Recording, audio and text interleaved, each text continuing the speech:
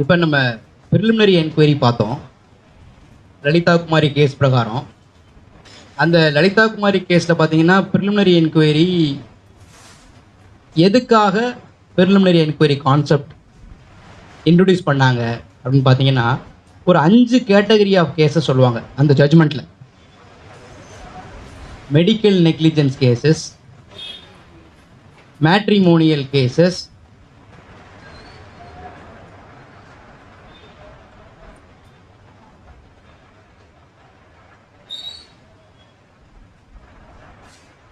வேற என்ன, corruption cases, மணி dispute அப்படின்னு சொல்ல மாட்டாங்க. அதை மணி டிஸ்பியூட்டை வந்து விசாரிக்கிறதுக்கு போலீஸ் பவரே கிடையாது. இன்னும் 2. ஓகே, இப்போ என்னன்னா அந்த மாதிரிலாம் இருக்குது. அந்த ஜட்ஜ்மெண்ட்டில் சொன்ன கான்செப்டை நல்லிஃபை பண்ணுற மாதிரி இந்த செக்ஷன் வந்திருக்கு. என்ன ரீசன் அப்படின்னா, the Supreme Court says to conduct preliminary enquiry to ascertain the cognizable offense is made out or not. சரியா? இங்கே நமக்கு பார்த்தீங்கன்னா cognizable offense made out ஆயிடுச்சு. But the problem is the offense prescribed for that is less than 7 years, more than 3 years. In those offenses, preliminary inquiry concept is inserted in section 173 class 4ல. மறுபடியும் இங்கே பிரச்சனை வருது. Preliminary enquiry பண்ண சொல்லிட்டாங்க. Supreme court சொன்னது எதுக்காக பண்ண சொன்னாங்கன்னா, காக்னிசபிள் அஃபென்ஸ் மேன் அவுட் ஆகுதா ஆகலையான்னு பாருங்க, ஆச்சுன்னா எஃப்ஐஆர் போட்டு ப்ரொசீட் பண்ணுங்க, ஆகலைன்னா விட்டுடலாம். That exercise should have been done within a period of எவ்வளோ நாளில் பண்ணணும்? எவ்வளோ நாள்?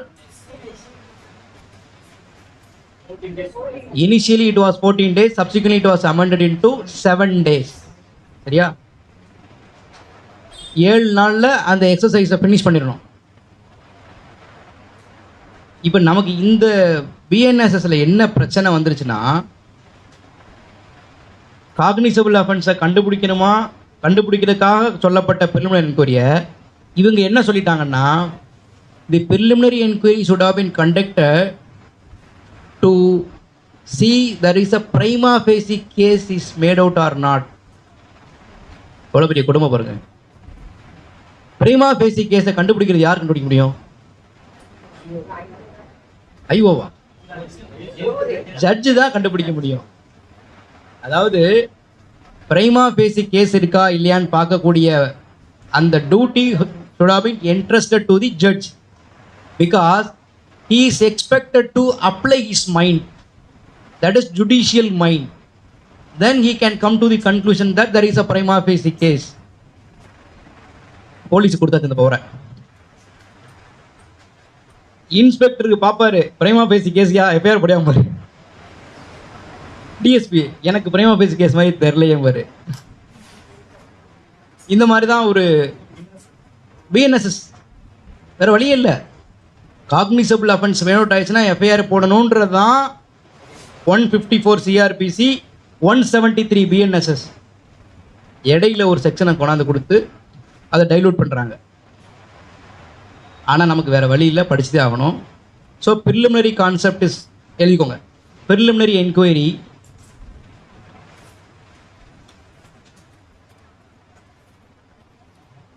has to be resorted in the cases which prescribe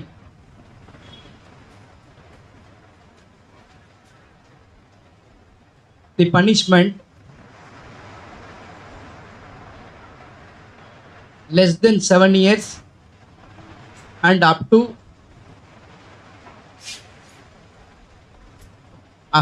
more than 3 years. Less than 7 years and more than 3 years.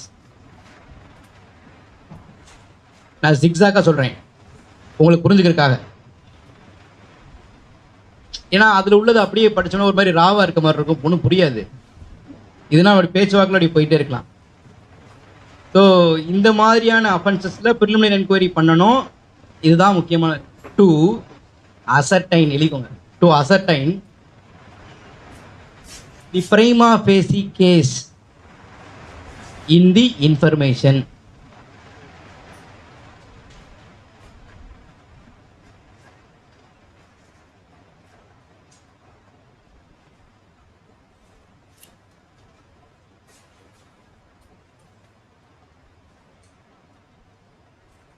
இப்போ இந்த 173ல கிளாஸ் 4 வந்துடலாம். நம்ம 4 வந்து புதுசாக கொண்டு வந்திருக்காங்க. நம்ம ஏற்கனவே நான் இதை சொல்லிட்டு போனேன் ஒரு போகிற போக்கில். அதை இப்போ நம்ம டீட்டெயிலாக பார்த்துடலாம். என்னென்னா இந்த 154 சிஆர்பிசியும் 173யும் அப்படியே pari materia, one and the same. 173ல நம்ம கொடுக்குற கம்ப்ளைண்ட்டுக்கு எஃப்ஐஆர் போடலான்னா 173ல 2, 3 இந்த ப்ரொவிஷன்ஸ்லாம் கம்ப்ளை பண்ணணும். கம்ப்ளை பண்ணதுக்கப்புறம் நமக்கு எங்கே ரெமெடி இருக்குன்றத 173 கிளாஸ் 4ல சொல்கிறாங்க. We should approach the jurisdictional magistrate seeking direction for investigation. அவ்வளோதான்.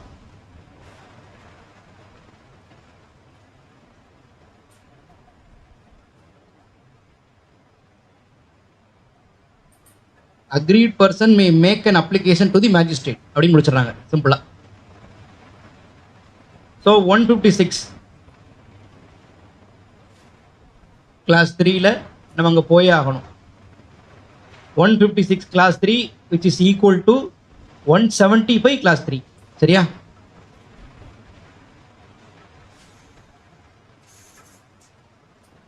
அடுத்து வந்து 174 பிஎன்எஸ்எஸ், 155 சிஆர்பிசி.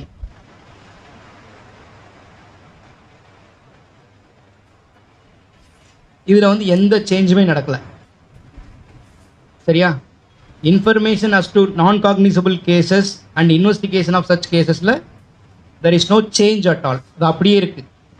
இருந்தாலும் நம்ம அதை தெரிஞ்சுக்கணும் அதில் என்ன மாதிரின்னு. இப்போ நான் காக்னிசபிள் அஃபென்ஸை பொறுத்தளவுக்கு போலீஸ் இன்வெஸ்டிகேட் பண்ண முடியுமா? நான் காக்னிசபிள் அஃபென்ஸில் நீங்கள் என்ன சொன்னாலும் நான் அதுக்கு பதில் சொல்லுவேன். பண்ண முடியுமா? பண்ணி பார்க்கலாம், பண்ணலாமா? நான் காக்னிசபிள் அஃபென்ஸை பொறுத்தளவுக்கு மேஜிஸ்ட்ரேட்ட பர்மிஷன் வாங்கிட்டு by way of getting orders investigation can be made. நார்மலாக police has no power to investigate. ஏன்னா 155 கிளாஸ் 2ல there should be an order from the magistrate. சரியா? இப்போ என்ன பிரச்சனைனா இந்த 155ல நான் காக்னிசபிள் அஃபென்சஸை பொறுத்தளவுக்கு இன்ஃபர்மெண்ட் இருக்கார் பாருங்க. நம்ம ஒரு காமன் பர்லன்ஸில் சொல்லுவோம் கம்ப்ளைனன்ட்னு. கம்ப்ளைனன்ற வார்த்தை வந்து லீகல் பர்லன்ஸில் யாரை குறிக்கும்னா those who gives complaint before the magistrate alone can be called as complainant. ஆனால் நம்ம என்ன சொல்லுவோம்? ஒரு கம்ப்ளைண்ட் கொடுத்துருவாப்பா அப்படிமோ, ஒரு கம்ப்ளைண்ட் கொடுத்துருவாப்பா, அவன் தான் அதில் கம்ப்ளைண்ட் எடுப்போம். ஆனால் போலீஸ் ஸ்டேஷனை பொறுத்தளவுக்கு அவன் இன்ஃபர்மெண்ட். இப்போ இந்த கேஸில் இன்ஃபர்மெண்ட் வர்றாரு, அவர் வந்து போலீஸ் ஸ்டேஷனில் போய் சொல்கிறாரு. ஒரு என்ன சொல்கிறாருன்னா ஒரு நான் காக்னிசபிள் அஃபென்ஸ், ஒரு அஃபென்ஸ் சொல்லுங்க பார்ப்போம் யாராவது. ஒரு அஃபென்ஸ் எது நான் காக்னிசபிள் ஆகும்? ஏதாவது ஒரு சும்மா ஒரு இல்லஸ்ட்ரேஷன்.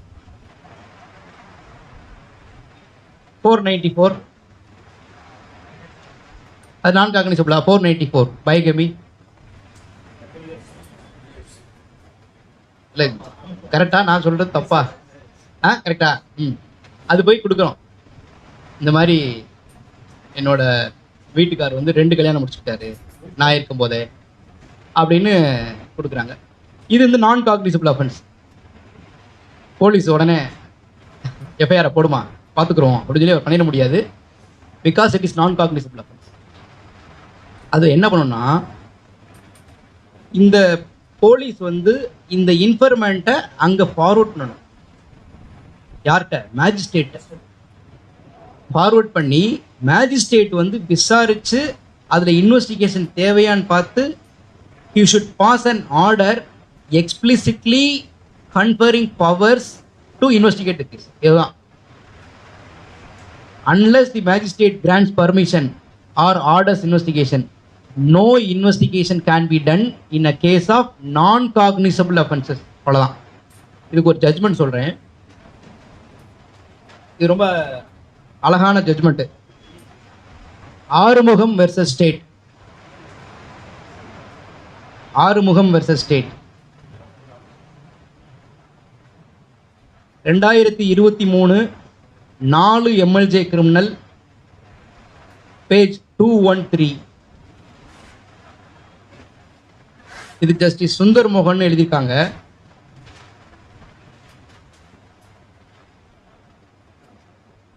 இதில் ஒரு இன்னொரு பாயிண்ட் அழகா டிசைட் பண்ணியிருக்காங்க. இந்த நான் காக்னிசபிள் அஃபென்ஸ் தான்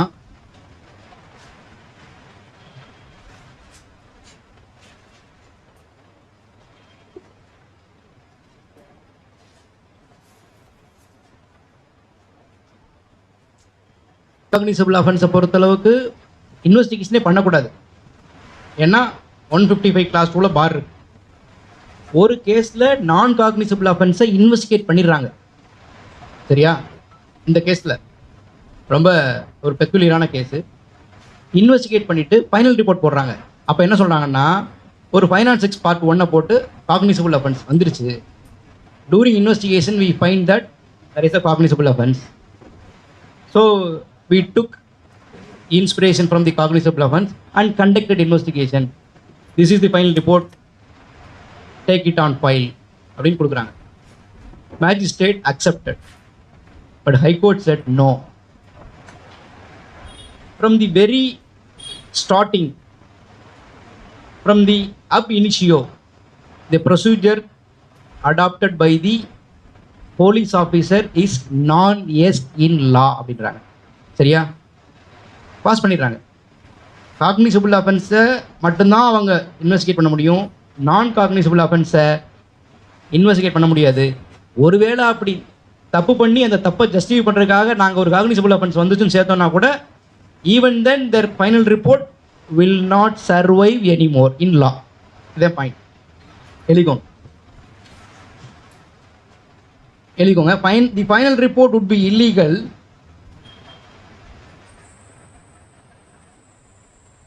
even if a cognizable offense is unearthed.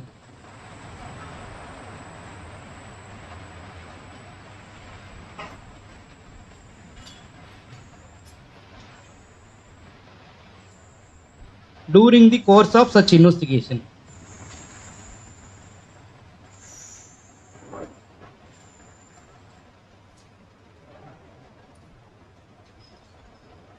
அதில் இன்னொரு பாயிண்ட்டு சொல்கிறாங்க இந்த ஜட்ஜ்மெண்ட்டில்.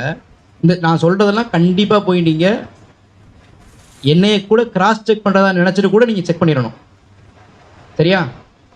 அப்போ இதில் இன்னொரு பாயிண்ட் சொல்கிறாங்க, கிரிப்டிக்காக ஆர்டர் பாஸ் பண்ணக்கூடாது. மேஜிஸ்ட்ரேட்டை போய் அவங்கள ரெஃபர் பண்ணுறாங்க. எஸ் பர்மிட்டட், கிராண்டட் அப்படின்னு சொல்லக்கூடாது. he should pass orders with supporting reasons. எழுதிக்கோங்க. The judicial magistrate has to pass an order supported by reasons for allowing the police to investigate.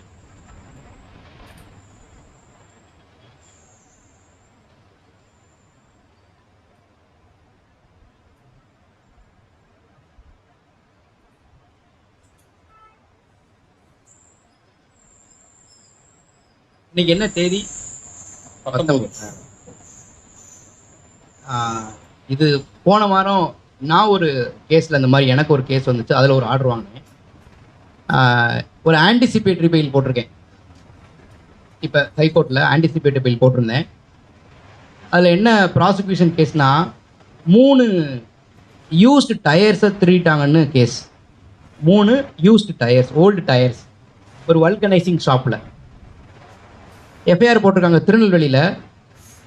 303 clause 2C BNSS பிஎன்எஸ்ல 303 clause 2 BNS ஏன் FIR போடக்கூடாது?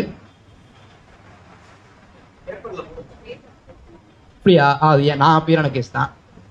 அதில் ஒரு point இருக்கு, ஒரு legal point இருக்கு.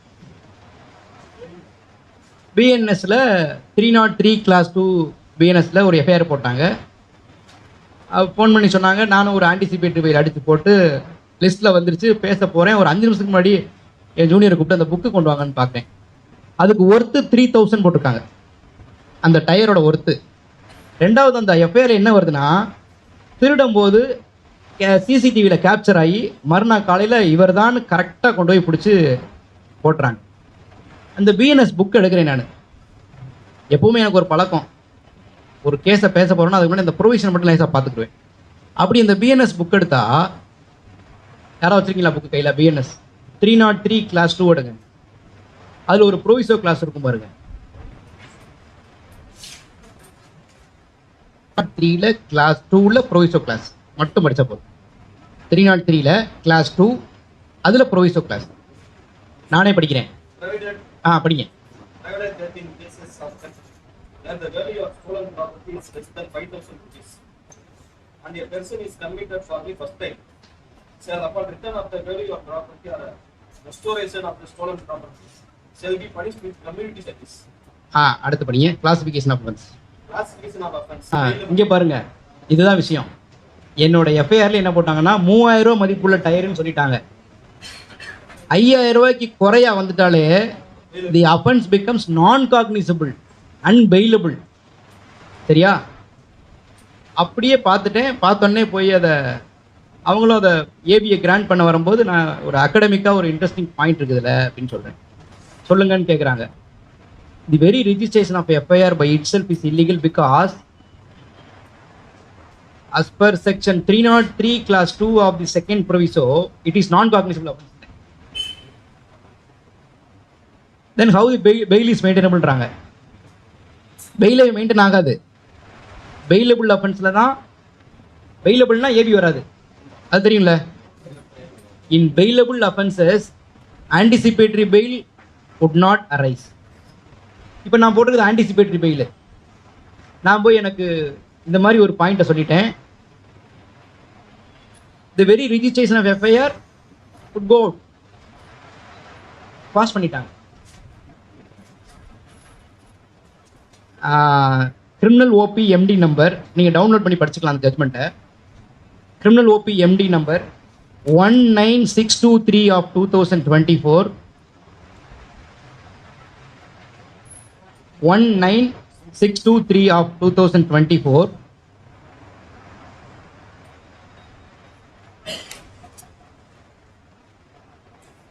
Jebaraj alias Jeyaraj versus state.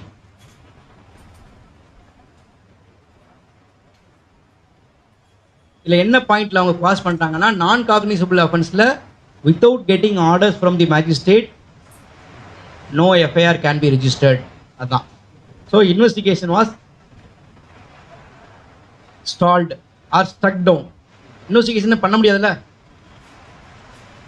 So அந்த பாயிண்டில் அது போயிடுச்சு. ஸோ 155 கிளாஸ் 2 ரொம்ப ரொம்ப முக்கியமானது.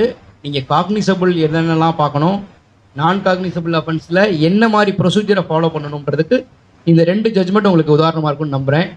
அதுக்கப்புறம் பார்த்தீங்கன்னா நம்ம 167 போயிடலாம். 167 இது வந்து ரொம்ப இம்பார்ட்டண்டான ஏரியா.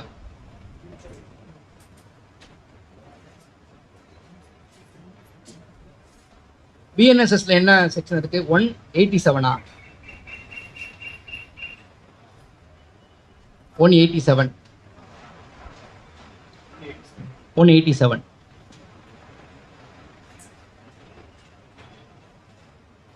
இதுல வந்து இந்த ரிமாண்டை பத்தி பேசுறாங்க.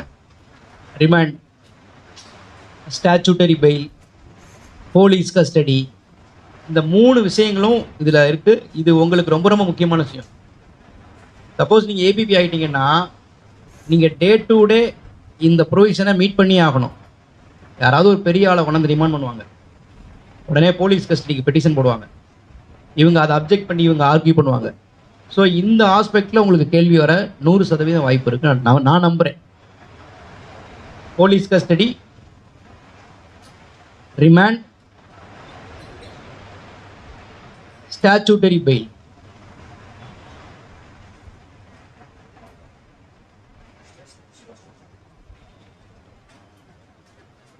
இப்போ என்னன்னா, இந்த புது பிஎன்எஸ்எஸ்ல போலீஸ் கஸ்டடியோட அந்த இன்ஃப்ராக்ஷனை ஸ்ட்ரெச் பண்ணியிருக்காங்க. Police custody cannot be given beyond 15 days. இது செட்டில்டு லா தான். இது அப்படியே தான் இருக்கு. போலீஸ் கஸ்டடி எழுதிக்கோங்க.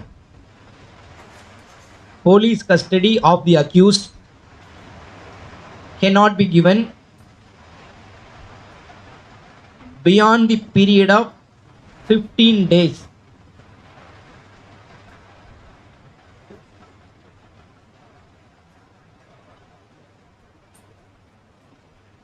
However, that 15 days can be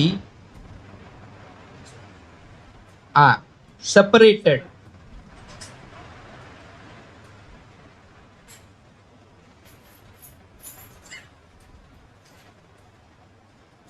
இந்த 15 days இருக்கு பாருங்க, முக்கியமான பாயிண்ட். இப்போ நல்லா கவனிச்சுக்கலாம். 60 நாள், 90 நாள் அப்படின்னு 2 வகையாக பிரிக்கிறோம். 10 ஆண்டுகளுக்கு குறைவாக தண்டனை கொடுக்கக்கூடிய குற்ற வழக்குகளில் ஸ்டாச்சுட்டரி பெயில், 10 ஆண்டுகளுக்கு குறைவாக தண்டனை கொடுக்கக்கூடிய வழக்குகளில் ஸ்டாச்சுட்டரி பெயில், டிஃபால்ட் பெயில், இதெல்லாம் 60 நாளைக்குள்ள சார்ஜ் ஷீட் ஃபைல் பண்ணலான்னா கொடுத்தே ஆகணும். அதுக்கு பேர் வந்து default bail, statutory bail, mandatory bail. கொடுத்தே ஆகணும். 10 ஆண்டுகளுக்கு குறைவாக தண்டனை கொடுக்கக்கூடிய வழக்குகளில் 60 நாட்களுக்குள் குற்ற இறுதி அறிக்கை தாக்கல் செய்யப்பட்டிருக்க வேண்டும். If not, the accused must be set at liberty in the light of section 167 class 2 of CRPC or 187 of BNSS.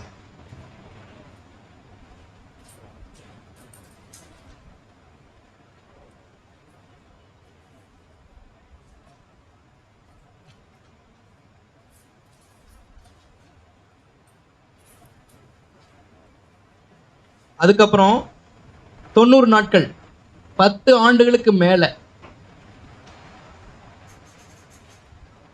Life sentence, death sentence கொடுக்கக்கூடிய வழக்காக இருந்தாலும் பரவாயில்ல, 90 நாட்களுக்குள் குற்ற இறுதி அறிக்கை தாக்கல் செய்யப்பட்டிருக்க வேண்டும். அதாவது investigation should have been completed within that period. If not, the accused is entitled for statutory bail. சரியா? இந்த ஸ்டாச்சுட்டரி பெயில் அவருக்கு கொடுக்கும்போது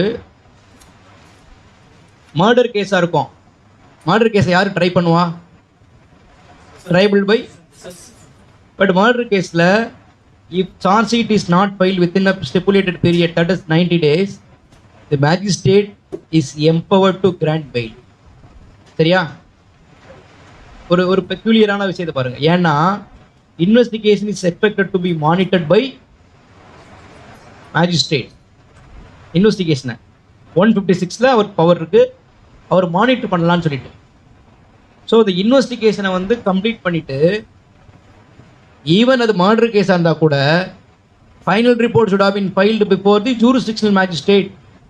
On committal only, the session judge will have a power to take cognizance. சரியா? So அவங்க மேஜிஸ்ட்ரேட்டுக்கு இதில் ஒரு பிரச்சனை வருது. இந்த நாள் கணக்கு பண்ணுறதுக்கு பாருங்கள், ரிமாண்ட் ஆன நாளை சேர்க்கணுமா கழிக்கணுமா, அந்த லாஸ்ட் டேயை கழிக்கணுமா கூட்டணுமான்னு ஒரு இஷ்யூ வருது. என்ன இருக்கு? ரிமாண்ட் டேட்டை சேர்த்துடணும்.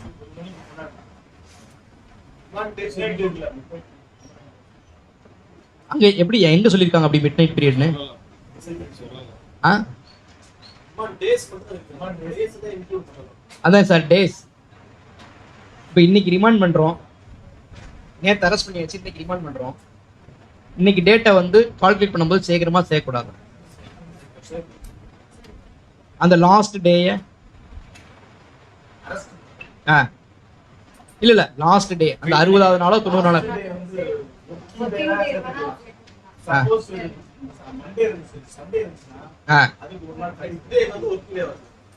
ஓகே. இதுல என்னன்னா சுப்ரீம் கோர்ட்ல வந்து இதை டிசைட் பண்றாங்க 3 ஜட்ஜஸ் பெஞ்சில்.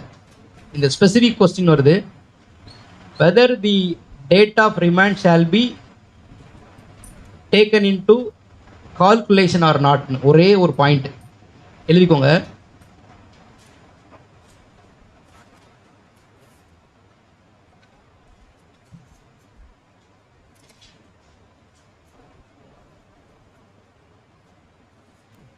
Enforcement Directorate versus Kapil Wadhwan.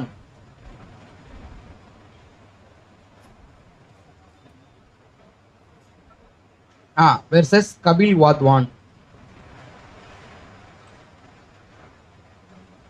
2023 live law, Supreme Court, page number 249.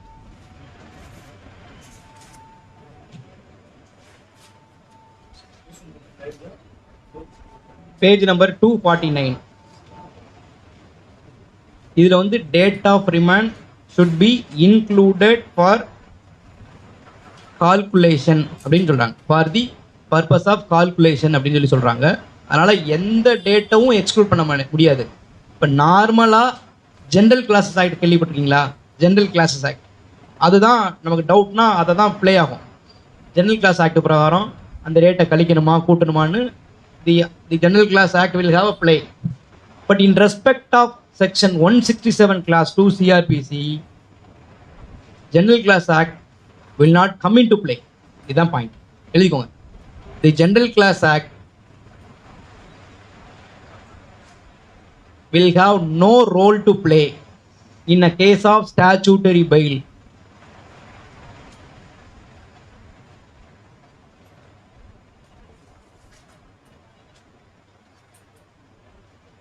Remand டேட்டை சேர்த்துடணும்.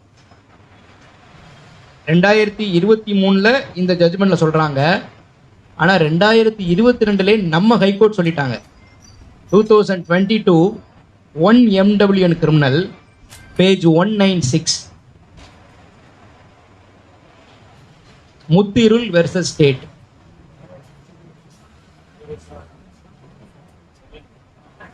யார் கேஸு? அப்படியா?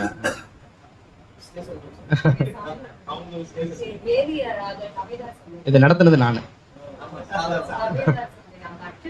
ஓ ஓகே, இது என்னோட ஜட்ஜ்மெண்ட் தான். அது ஆக்சுவலாக 2022 1 MWN கிரிமினல் பேஜ் 196. இதில் என்ன இஷ்யூ வரும்னா, இவர் NDPS கேஸு 180th டே 181st டே இங்கே மதுரை NDPS கோர்ட்லேருந்து வந்த கேஸஸ். ஆக்சுவலாக 181st டே அவங்க சார்ஜ் ஷீட் ஃபைல் பண்ணுவாங்க. The same day fail application will be file. ரெண்டையும் பார்ப்பாங்க. பார்த்துட்டு இன்னும் ஒரே நாளில் 2 இருக்குது, எஸ் பெயில் டிஸ்மிஸ், அது அலவுடு, காக்னிசன்ஸ் எடுத்துக்குவாங்க. எனக்கு ஒரு அட்வொகேட் இங்கேருந்து ஃபோன் பண்ணார், இப்படி ஒரு இஷ்யூ இருக்குது அப்படின்னு, என்னை கொடுத்து விடுங்கன்னு சொன்னேன். அதை எடுத்து அதை ஒர்க் அவுட் பண்ணி அப்போ ரவீந்திரன் வர்சஸ் ஸ்டேட்டும் ஜட்ஜ்மெண்ட் சுப்ரீம் கோர்ட்டில் வந்துருந்துச்சு. அதில் தான் அதை டிசைட் பண்ணியிருந்தாங்க. இப்போ சேம் டே ஃபைல் பண்ணியிருக்காங்கன்னா பெயில தான் கன்சிடர் பண்ணணும். ஏன்னா அவங்களுக்கான அந்த ஸ்டிப்புலேஷன் டைம் இஸ் ஓவர். 180 டேஸ்க்குள்ளே அவங்க ஃபைல் பண்ணியிருக்கணும். Their limit is over. So 181st day if both the petition bail petition and the charge sheet is file, then the court should take only the bail application and should consider. This is what the Honorable High Court which clearly held. இந்த கேஸ்லேயே ஒரு Bombay high court ஜட்ஜ்மெண்ட்டை code பண்ணியிருக்கும் போது அதில் சொல்லுவாங்க general class act வராது. நம்ம சொன்னதுக்கு அப்புறம் தான் சுப்ரீம் கோர்ட்டே சொல்கிறாங்க. Very good. அடுத்து அதுக்கப்புறம் பார்த்தீங்கன்னா ஒரு முக்கியமான ஜட்ஜ்மெண்ட்டு எஃப்ஐஆர் இருக்கு பாருங்க, எஃப்ஐஆர் ஆன்லைனில் அப்லோட் பண்ணலான்னு சொல்லி வந்து சரிமா இப்போல்லாம் பார்க்குறோம், உடனே டக்கு டக்குன்னு எடுத்துடுறோம். இதுக்கு காரணமான தீர்ப்பு என்னன்னு தெரியுமா உங்களுக்கு? இதை கண்டிப்பாக நீங்கள் தெரிஞ்சிருக்கணும்.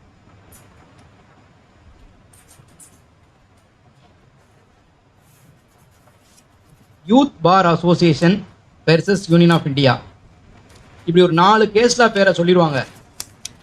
சொல்லிட்டு அதில் வந்து சூஸ் தி பெஸ்ட் ஆன்சர்னு கொடுத்துருவாங்க. FIR is a public document which is covered by section 74 of evidence act. எழுதிக்கோங்க.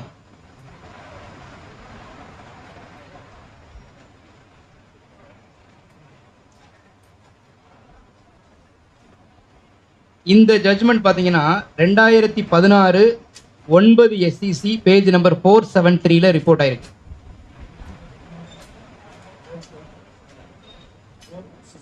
Two 2016 9 SCC 473. இது வந்து பப்ளிக் டாக்குமெண்ட் எஃப்ஐஆர் அப்லோட் பண்ணிடணும் வித்தின் 24 ஹவர்ஸில் அப்படின்னு சொல்லிட்டு இதுக்கு எக்ஸப்ஷன் கொடுத்துருக்காங்க. இப்போ அஃபென்சஸ் அகைன்ஸ்ட் உமன் அந்த மாதிரி அஃபென்ஸில் பண்ணலாம். இந்த ஜட்ஜ்மெண்ட்டை வச்சுக்கிட்டு ஒருத்தர் ஒரு பப்ளிக் இன்ட்ரெஸ்ட் லிட்டிகேஷன் போடுறாரு, சார்ஜ் ஷீட்டையும் நீங்கள் அப்லோட் பண்ண சொல்லுங்க அப்படின்னு சுப்ரீம் கோர்ட்டில். Supreme court said no. Unlike FIR, charge sheet is not a public document. எழுதிக்கோங்க. சௌரவ்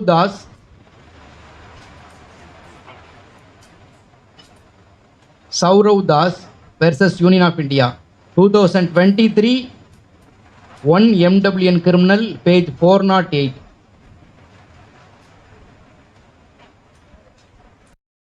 இதில் என்ன சொல்லிட்டாங்கன்னா, charge sheet is not a public document அப்படின்ட்டாங்க. It cannot be uploaded on public வெப்சைட்னு சொல்லி முடிச்சிட்டாங்க. அதுக்கப்புறம் எஃப்ஐஆரோட எவிடென்ஷியரி வேல்யூ என்ன? இப்போ எஃப்ஐஆர் இருக்கு, எஃப்ஐஆரை கோர்ட்டில் மார்க் பண்ணுறாங்களா? எஃப்ஐஆரை மார்க் பண்ணுறாங்க. அதோட எவிடென்ஷியரி வேல்யூ என்ன? எஃப்ஐஆரில் சொல்லியிருக்கு, கன்விக்ஷன் கொடுங்க கோட்டார் கேட்கலாமா? For what purpose it can be used? ஒரு கிரிமினல் ட்ரையலில் எஃப்ஐஆரோட ரோல் என்ன? வேற அதனால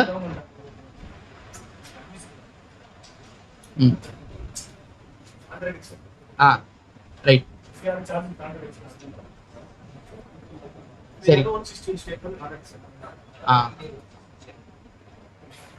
அதாவது FIR is not a substantive piece of evidence. First of all அதே ஒரு பாயிண்ட் எழுதிக்கோங்க. FIR is not a substantive piece of evidence.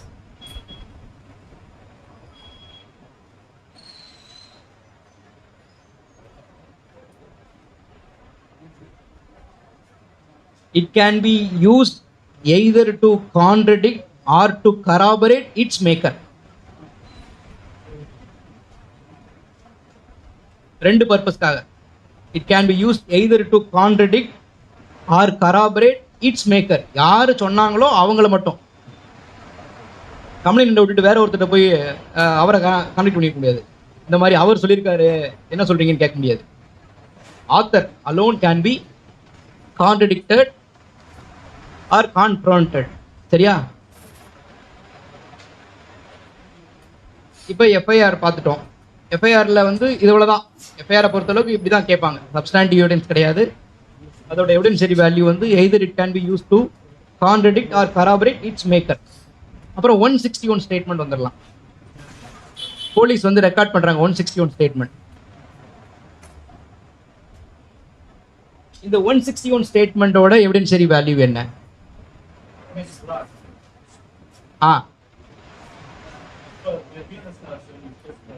என்ன சொல்றாங்க? எப்படி சொல்லிருக்காங்க? இல்லையே, அப்படி சொல்லலையே. 161 சிஆர்பிசியில் ரெக்கார்ட் பண்ற ஸ்டேட்மெண்ட் இருக்கு பாருங்க.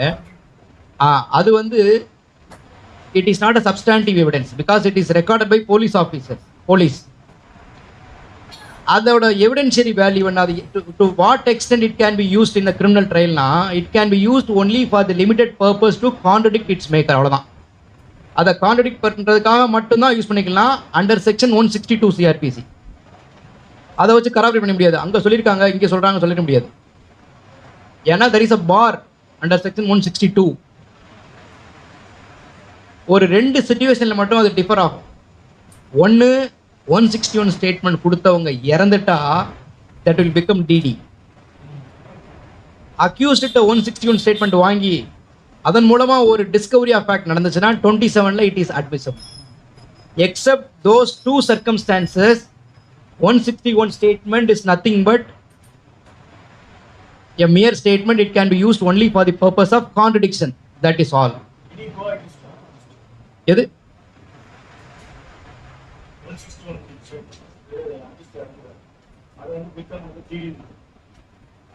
அக்யூஸ்ட்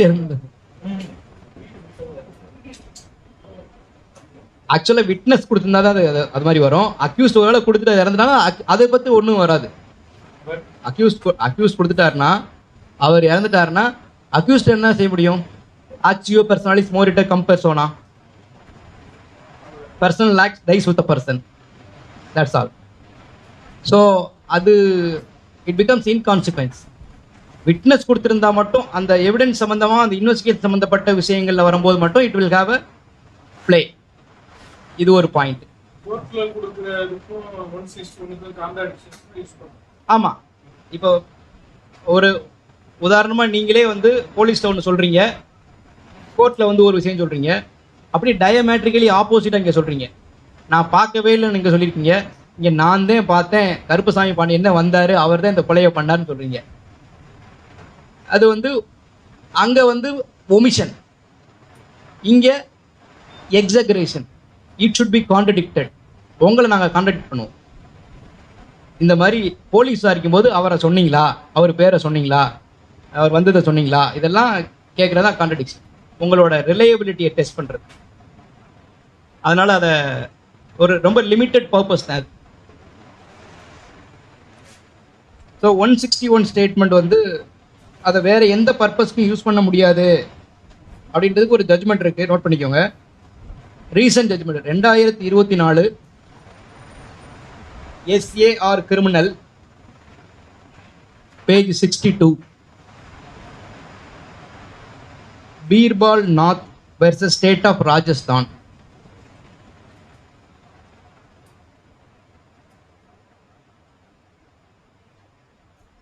அதுக்கப்புறம் 164 statement.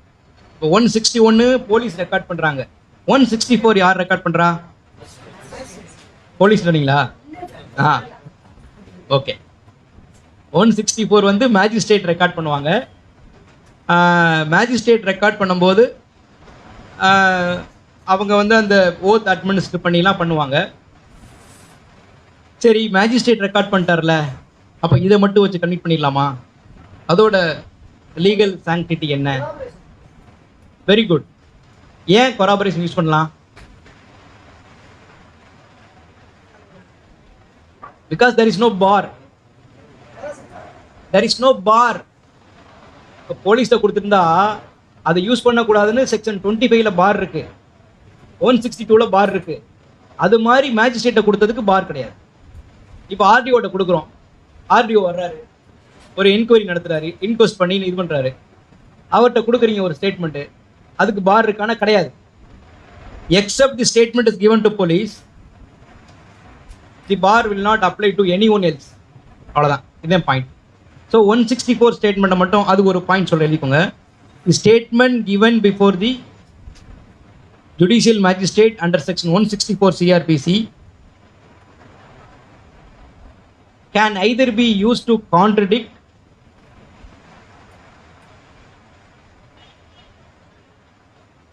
or corroborate its maker. Even then it is not a substantive piece of evidence. அதான் பாயிண்ட். கன்விக்ஷனுக்கு அதை யூஸ் பண்ண முடியாது, அதை மட்டும் வச்சு பண்ண முடியாது. It will not have a play solely. Note பண்ணீங்களா? அதுக்கப்புறம் ஒரு முக்கியமான ப்ரொவிஷனை சொல்லி நான் முடிச்சுக்கிறேன். இதோட முடிக்க போகிறேன் கிளாஸை. ரொம்ப ரொம்ப very very important provision. 436A CRPC, 479 BNSS.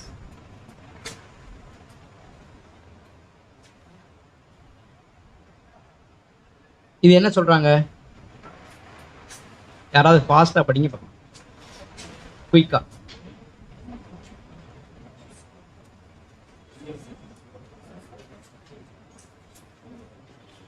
இதுதான் இந்த பாயிண்ட்.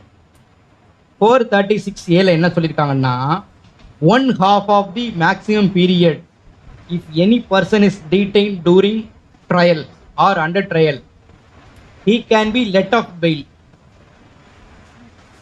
167 எப்படி மேண்டேட்டரி பெயில் சொல்றோம், அது மாதிரி இது மேண்டேட்டரி பெயில். 4 வருஷம் தான் தண்டனை கொடுக்க முடியும். 2 வருஷமா உள்ள இருக்காருன்னா he can be let off bail by invoking 436A. இப்போ ஒரு வெல்கம் சேஞ்ச் வந்திருக்குதுல. என்னன்னா, இந்த 479ல 1/2 இருக்கு பாருங்க, அது இட் பிகம்ஸ் 1/3. 3 வருஷம் தண்டனை, 1 வருஷம் தான் போதும், வெளியே வந்துடலாம். Provided he should be the first offender, he should not be convicted previously in any of the offenses. இதுதான் பாயிண்ட். இந்த அண்டர் ட்ரையல் பிரிசன்ன்ற வார்த்தையை சுப்ரீம் கோர்ட் இன்டர்பிரட் பண்றாங்க. இந்த மாதிரி அண்டர் ட்ரையல் பிரிசன் போட்டீங்க, அப்பீல் டயத்திலேயே நிறைய ஹைகோர்ட்ல அப்பீல் பெண்டிங்ல இருக்குன்னு அப்பீல் டயத்தில் பெயில் கொடுக்காம உள்ள இருக்காங்க. அவங்கள என்ன செய்யறதுன்னு supreme court heavily comes down and interpreted the provision by stating that the word under trial which includes after trial. Oh, Satyendra Kumar until versus CBI எழுதிக்கோங்க. 2023 1 SEC criminal page number 1.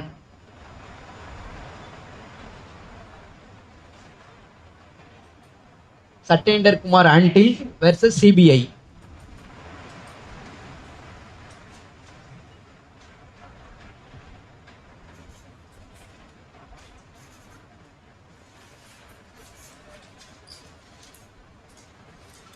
With this, I am concluding the session today. Thank you so much.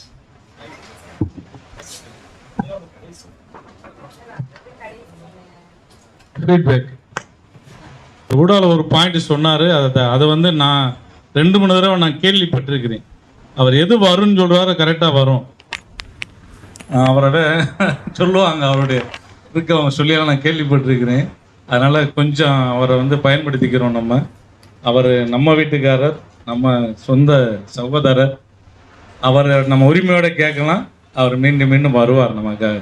இதுக்காரும் நமக்காக இவ்வளோ தூரம் effort எடுத்து வந்து அவர் வேலையெல்லாம் ஒதுக்கி வைத்து விட்டு, எவ்வளோ பிஸின்னு எல்லாருக்கும் தெரியும், வேலையில் ஒதுக்கி வைத்து விட்டு வந்து நமக்காக வகுப்படுத்தமைக்கு அவருக்கு நெஞ்சார்ந்த நன்றியை மதுரை வழக்கறிஞர் சங்கத்தின் சார்பிலும் உங்கள் சார்பிலும் என் சார்பிலும் தெரிவித்துக் கொள்ளுங்கள். நன்றி நன்றி நன்றி.